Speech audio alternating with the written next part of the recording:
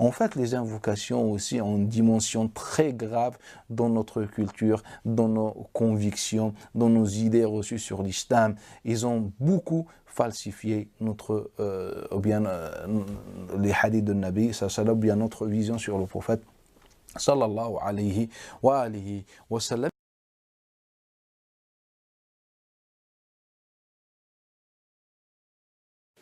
Tout d'abord, ainsi que les Turcs, les Indiens prétendent avoir un cheveu ou poil du prophète Mohammed. Par exemple, là on y lit les cheveux et les poils du prophète. Tous les ans, lors de la fête de la naissance de Mohammed, un religieux grimpe en haut de la mosquée Har-Zatzbal à Srinagar en Inde pour exhiber fièrement devant une foule de plusieurs milliers de croyants en délire ce qui est censé être un poil de barbe, de la barbe du prophète. La disparition de cette relique en 1964 avait déclenché des émeutes dans la province. Un autre poil est exposé au musée Topkapi à Istanbul. Il est objet de l'admiration d'une foule nombreuse. Lorsqu'on va sur Wikipédia, on nous dit qu'on tape Hazratbal, Srinagar.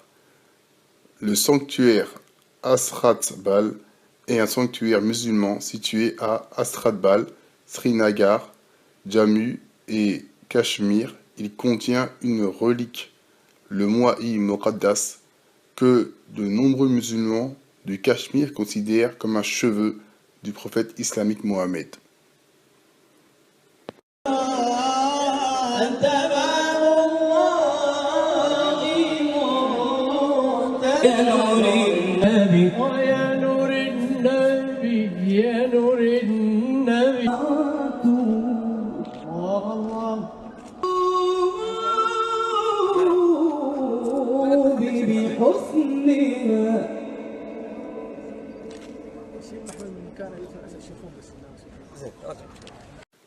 Tout d'abord, il y a toujours eu mensonge et il y aura toujours des mensonges au sein de la religion ou en dehors.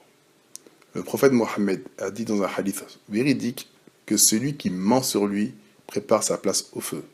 Pourtant, ça n'empêche pas d'avoir des hadiths mensongers sur sa personne. Dieu nous dit que des livres ont été falsifiés.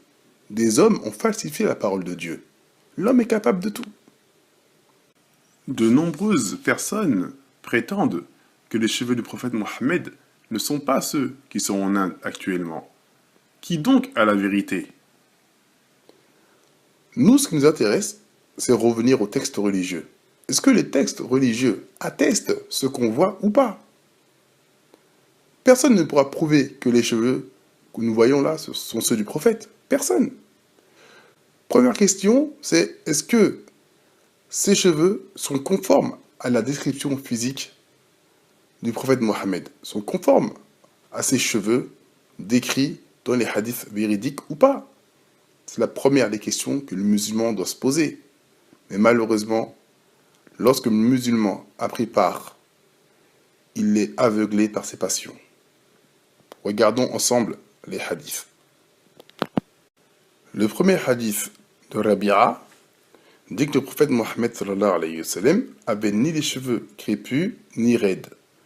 Pour celui qui en veut plus, j'ai fait une vidéo spéciale pour les cheveux des Africains de l'Est, car ils avaient tout type de cheveux, contrairement à ceux en généralité de l'Afrique de l'Ouest. On comprend que le prophète Mohammed avait ni les cheveux crépus ni raides. On dit que le prophète Mohammed avait le teint noir, asmar. On nous dit aussi que le prophète Mohammed avait des tresses, il se tressait les cheveux. Ça aussi, on ne l'entend pas beaucoup. C'est normal. Et on nous dit qu'il avait les cheveux qui ne dépassaient pas le lobe de ses oreilles. Le messager de Dieu était de taille moyenne, ses épaules étaient larges, sa chevelure arrivait jusqu'au lobe des oreilles. Jusqu'au lobe des oreilles.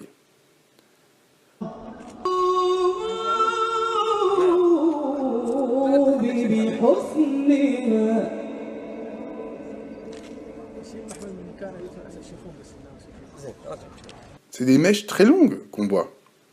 C'est nullement en accord avec les hadiths du prophète Mohammed.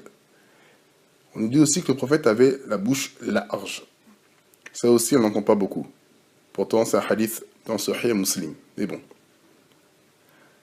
Donc, le prophète Mohammed avait les cheveux ni crépus, ni raides. Et ses cheveux ne dépassaient pas le lobe de ses oreilles. Conformément au texte.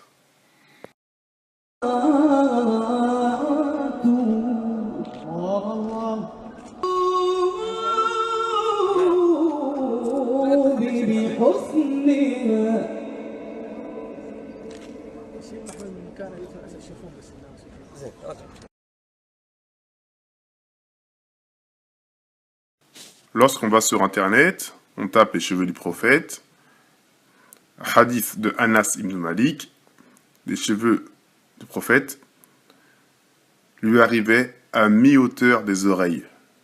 Lui arrivaient à mi-hauteur des oreilles. Hadith valide. Aïcha, la femme du prophète Mohammed, a dit « Nous l'avions entièrement, moi ainsi que l'envoyé de Dieu, dans un seul récipient.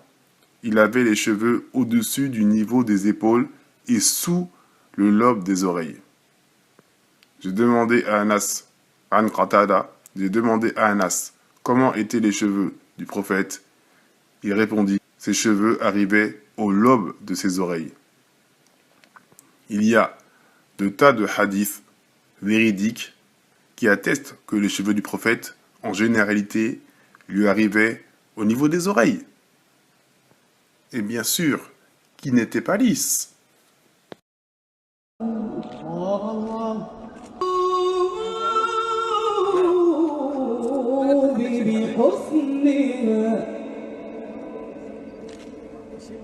كان يشوفون بس الناس